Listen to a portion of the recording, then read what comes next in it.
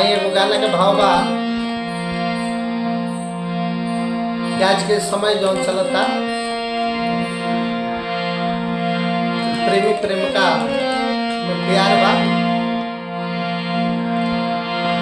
लेकिन जब प्रेमिका धोखा देती है तो लड़का कौन भाव में कहता, कैसे कहता? अरे कि कहियो न कहियो हमारा, अरे आँखिया के वार से कालो हो खमू, कि कहियो न कहियो हमारा, अरे आँखिया के वार से कालो हो खमू, तो जहिया अरे मिलबू कर जा तू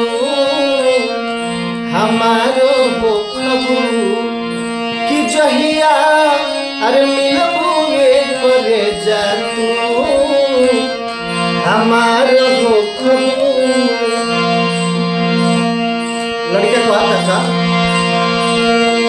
कि वाद करतानी कहियो, अरे तुहके ना धोखे दे, अजियते जी अपना के हो और के ना होके दे, कि वाद करतानी तुहके, अरे कहियो ना धोखे दे, जियते जी अपना के हो और के ना होके दे, कि जियते जी अपना के हो और के ना होके दे, कि जहिया मिल अइबू नाही, अरे हियरा जुड़इबू ना उधार हो खबू,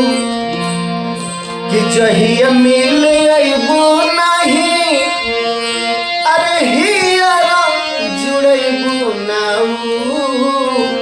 उधार हो खबू, तो जहिया अरे मिलबू करे जा तू हमारो हो खबू, कि जहिया मिलबू करे जा तू हमारो हो खबू, कि तोहर बिना जान हमार, अरे जियल मुश्किल बा, अरे परदीप छोटू से लगल तोहर दिल बा, कि तोहर बिना जान हमार, अरे जियल मुश्किल बा, अब परदीप छोटू से लगल तोहर दिल बा,